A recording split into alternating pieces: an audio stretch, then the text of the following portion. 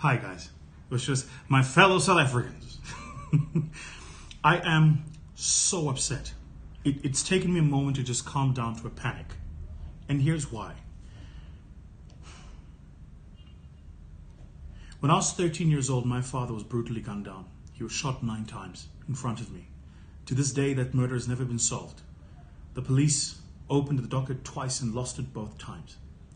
We don't have a farm murder problem in this country. We have a murder problem in this country. If you took the quantum of farmers who get murdered, regardless of race, and compared it with the quantum of people who get murdered at taxi ranks, people who get murdered at squatter camps, we have a murder problem in this country. The truth is, we have a police force that's ineffective, inefficient, and has not come to terms with the murder problems as we have it in South Africa. We have an intelligence force that in truth is probably more concerned with fighting political wars than it is actually fixing the crime problem. And at the heart of it, we have a political dispensation that is not concerned about the plight of the average citizen. You see, let me tell you something. I don't care which side of the spectrum of the color divide you sit in. You either love this country or you don't. You want this country to work or you don't. And if you are a South African that loves his country, then there are a couple of principles you and I must agree on.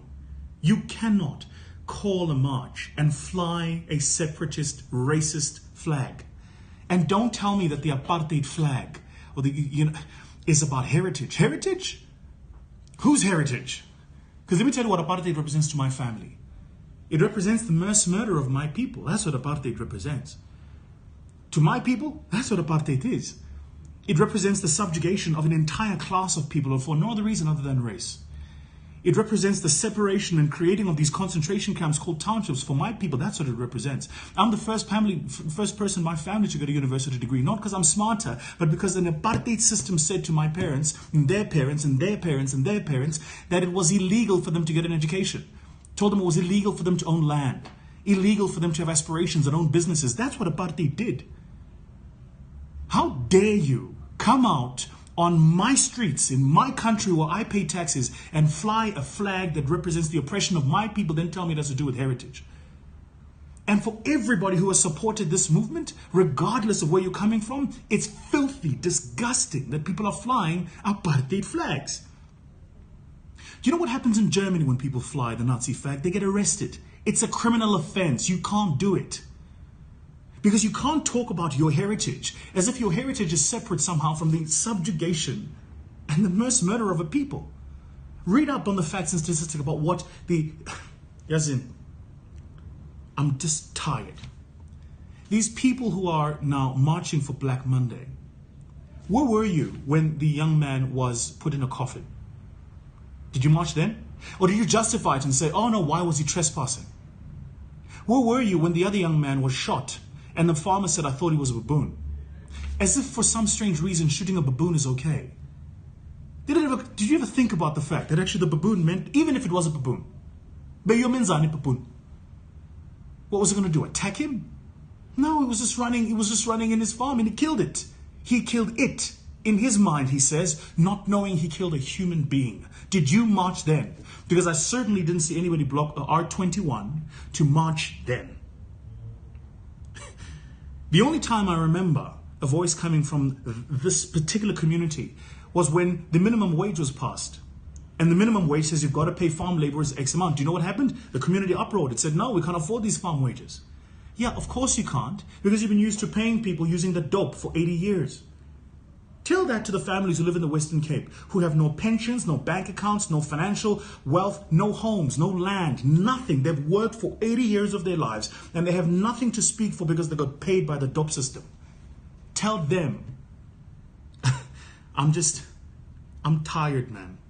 And it's sick and it's disgusting that people have the audacity, the unmitigating temerity, not only to bring the apartheid flag onto our streets, but that the overwhelming majority of people, and I'm watching this on social media, I just came out of a board meeting and I was shown these numbers.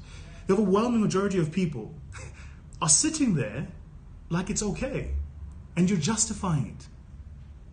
Now I know what you will say, because I've seen some of the selective statistics. Some people saying the national average for the murder of farms per 100,000 people is higher than the national average. Sure. But you know, it might be that the national average for the murder of domestic workers is higher than the national average. I don't see them protesting. It might be that the national average for the murder of black women is higher than the national average. I don't see them protesting either.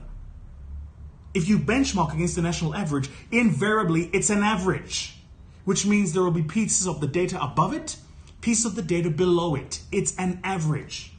But you can't infer a genocide by benchmarking against an average. It's almost as if there's this narrative that seeks to suggest that there was a conference called somewhere by someone that discussed the murder of white farmers. If there was, I don't know about it. And if that's the case, then the country needs to fix it. We've got to solve it. We've got to find those people. We've got to put them behind bars where they rightfully belong. But you have, and I repeat, no excuse to fly that filthy flag on my streets. Get it off my streets. You want to march for the murder of a specific group of people? Go for it.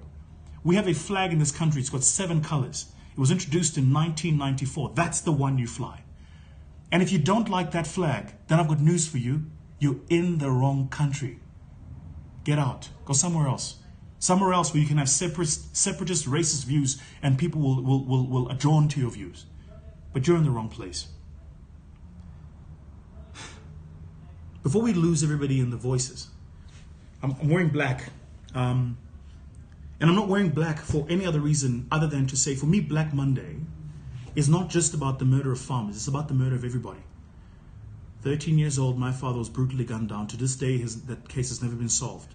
And my story is the story of millions of young and old South Africans. Mothers who've lost kids, wives who've lost husbands, fathers who've lost sons. It's the story of this country that we have a crime problem. So don't tell me we have a murder problem in farms. We have a murder problem. And we're either going to fix the problem of murder in this country together as citizens, or we're not. But before you add your voice to this entire thing, ask yourself the question, who speaks for the voiceless? Because unless that young man's story was recorded and the coffin assault was put on TV, who would have spoken for him? Who speaks for the millions of people living in this country, for the millions of farm workers who live in subpar, subhuman conditions? Who speaks for them? Who speaks for the voiceless? We're talking about this today because the people who are affected by it have a voice and a platform to speak. Anyone who knows me well enough will know that I really couldn't care what race you are. I care whether or not you love this country and you want it to work, whether you're willing to bring your best self to the game every single day, to compete with anybody regardless of your race, and to make this place a better place for every person who lives in it. Because I, like you, I want to live in a country where I can jog at 11 o'clock at night and not look over my shoulders. Where I can leave my family at home and not worry about whether or not they're safe and I have to put them in a secure state. I want to live in a country where the public education system works, the public transport system works, the public health system works. That's the country I want to live in. I couldn't care about the race of people in it. I just want to live in a country that works.